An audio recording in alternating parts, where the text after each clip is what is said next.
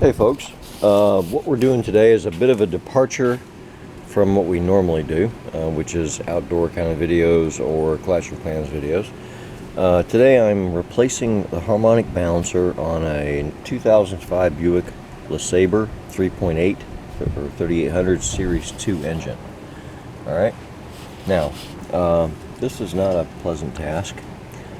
First thing you need to do when you're doing this is pull off the passenger side front wheel, because you're going to need to get in there with your puller, and it's handy to be able, you can get to it a whole lot better. If you look up inside there, that's the end of the crankshaft. Okay, now I'm like halfway through this job, so I'm kind of starting late on the video, but I'm going to explain as I go. First thing you do is pull the wheel off, okay, so you can get in there. Now, the second thing you do is you're going to pull the drive belt off. Very easy to do. This is a belt tensioner right here, right up underneath the alternator. That's your belt tensioner.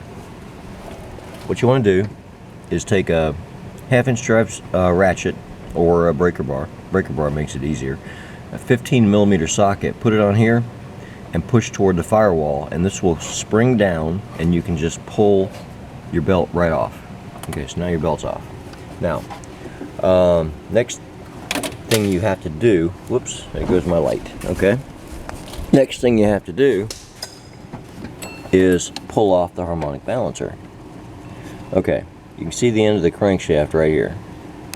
I've already pulled the harmonic balancer. This is your crankshaft sensor right here where I'm tapping. Don't damage that, or you're going to be replacing that as well. Okay, but if you're careful, you don't have to worry about it. But you got to get that harmonic balancer off, and it's a trick.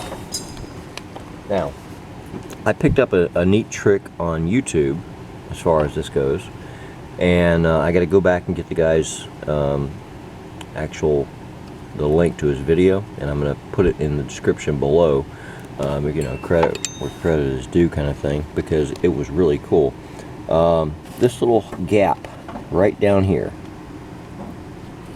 Now, you guys that, you know, if you haven't done this before and you don't have the car sitting in front of you, it's not going to mean anything to you, but you got the car sitting in front of you, you'll see exactly what I'm talking about. There's a hole right there.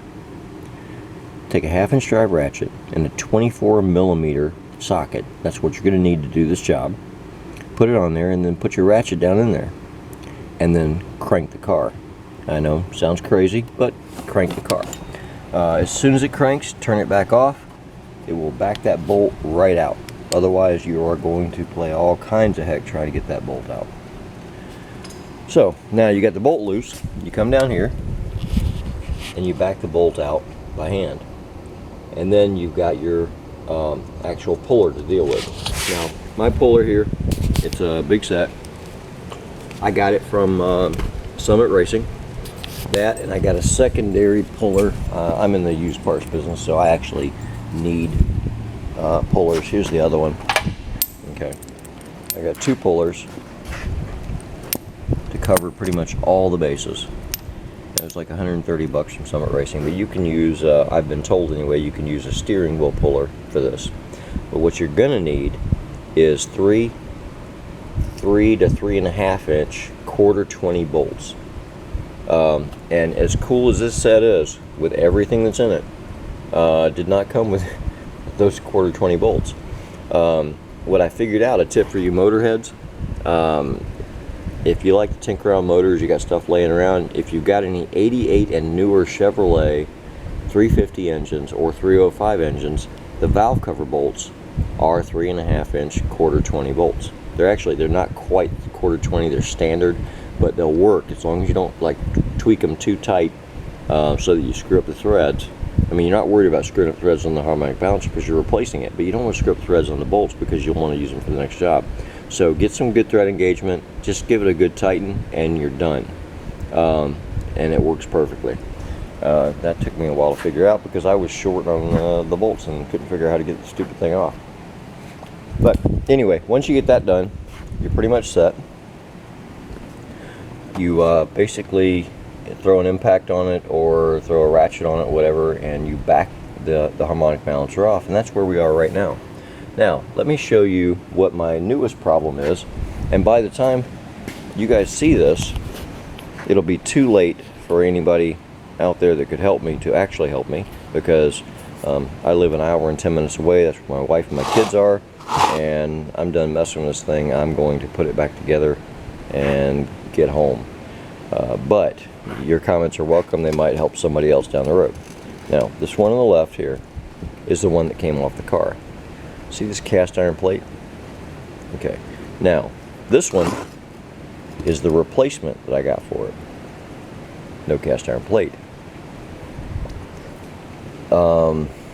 Interesting, right? Hate you get in the middle of a job and you find something like this. But now, I'm a shade tree mechanic. Been tinkering around with cars for, well, since I was 14, and I'm 49 now, so you do the math. But I'm not a certified mechanic, but I do have some of the better tech tools. I've got a digital vernier caliper, and I check the ID on here. I check the OD. I check the keyway. I check the sensor ring. Everything is the same.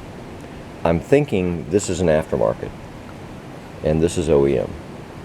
And I think it's going to work. Like I said, I'm going to throw it back together and find out if it does. And I'll let you guys know. I'll video the crank up at the end to see if it works. But either way, I'll do some stuff in the meantime also with other tips and tricks. But there you go.